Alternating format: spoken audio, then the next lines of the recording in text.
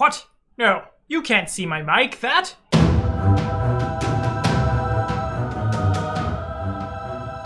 What's going on, guys? My name is Tommy. We're back at it again. We got this many more playtest classes from the Advanced Player's Guide. Hey, it's my cat. What you doing, buddy? Yeah.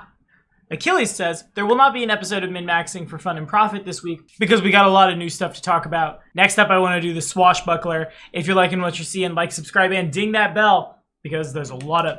Hello, cat. Because there's a lot of crazy stuff going on right now in the world of Pathfinder 2nd Edition. And today, this episode of your Pathfinder 2nd Edition preview content was brought to you in part by Wifflepossum Productions.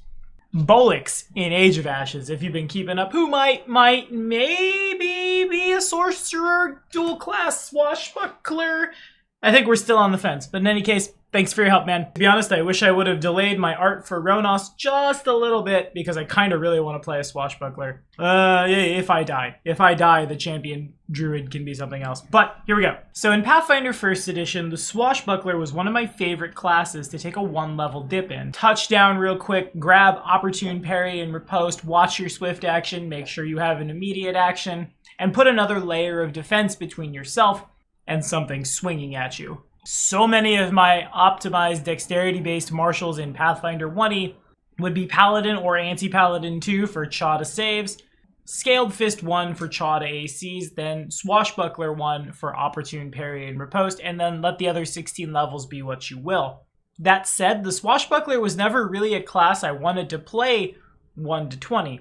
Did it get some cool stuff? Sure. But never so much so that I was interested in playing it and not a Magus or a Druid, something that could do a little more damage like a Rogue, so on and so forth. In 2nd Edition, oh my friends, how it's changing. For one, I am really surprised, I want to say, to see Jirel make it back. We'll talk more about what happened to the Oracle when we get to the Oracle. Maybe tomorrow, maybe the next day. I don't know. I like the Investigator a lot too. But to be honest, I had just assumed that our half-elf iconic would go the route that Damiel did. Half-elf being replaced by Goblin, half-elf no longer a race, is now just a heritage. But there she is, looking as fly as ever. Not gonna lie, I probably have a little more to say on this one. Y'all know me, I cast Greatsword. I like my martials a little better than my casters. An ability boost to Dex, 10 hit points, expert in all the saves but Fort and Perception, but only ever getting up to Master with weapons, is mostly what I thought I would see. Truly, I'm hoping somehow, some way, we end up seeing something other than just the fighter end up legendary with weapons, but it is what it is, I guess. In 1st Edition, the Swashbuckler had a thing called Panache. You would spend a point of Panache to do a thing in combat, and you would regenerate your Panache by critting or killing, usually. In 2nd Edition, you either have Panache or you do not. At first, this kind of threw me for a loop, but I've grown to like it now. You gain Panache by performing specific actions, like tumbling through people's squares, or additional actions determined by your flavor of Swashbuckler, or if you rolled acrobatics or a different kind of thing for initiative. Also, at GM's discretion, if you do something particularly daring, you could also get Panache. But while you have Panache, it's a 5-foot status bonus to your speeds and precision damage, as well as a +1 circumstance on any check that would give you Panache on a success. For our, dare I say, subclasses, the Braggart, Fencer, and Gymnast start an encounter with Panache if they roll Intimidation, Deception, or Athletics, respectively, or if they demoralize a foe, feint, create a diversion, or grapple, shove, or trip in that order. But friends, that's not the real exciting part. The part that's real cool is Precise Strike, which before would let a swashbuckler add their level to damage.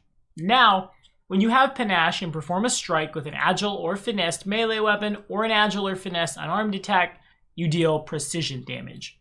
If that strike is part of a finisher, we'll talk about those in a second, it starts off at 2d6. Otherwise, it's just a number of damage equal to your amount of dice. So at level 1, 2. This will go to 3 at 5th, 4th at 9th, 5th at 13th, and 6 by 17th level. 6d6 precision damage or +6 to damage. But personally, I'm loving the thought of archetyping one way or the other or dual classing with a rogue, because that's a boatload of d6, right? Swashbucklers get a lot of abilities, and those abilities have the finisher trait. They all begin with Confident Finish, Make a strike with a weapon or unarmed attack that would apply your precise strike damage for 1 action. If it misses, you deal half precise strike damage. If it misses, half of 2d6. They get faster as they level. They get better finishers as they level. Not going to point out all the feats, though, to be honest, this is probably the one we're optimizing first because I'm real excited about it. Perfect finisher for 1 action. Make a strike, roll the attack roll twice, and use the better. Yeah, that's real good. I can see the combat turn now. Perfect finisher. Make that strike, roll with advantage, tumble through, regain panache, then perfect finisher again. 2 attacks with advantage. Yeah, that's real good. And there's a lot of other really cool stuff here. Really, this is the first one we're optimizing. If Ronos gets got in Cult of Cinders, I am playing a Rogue Buckler, and it's going to be the most beautiful thing ever. But let's talk about that thing that made the Swashbuckler iconic in 1st edition. The reason I would dip it was for the Opportune Parry and Riposte. Now, at 3rd level, Opportune Riposte has become what's called a retort. You can only use a retort if you used a finisher your last turn, or if you have panache, but if you have panache, you would lose panache after using it. The trigger for Opportune Riposte: a foe within your reach critically fails a strike against you, make a melee strike, or attempt to disarm it. There is a fighter feat that looks a lot like this, sure. But the Swashbuckler doesn't have to choose that. The Swashbuckler just gets that. Lots of damage. Honestly, probably assurance with acrobatics or however you want to get panache. And this means you tear little guys up. Yeah, I'm really excited for this one. What do y'all think?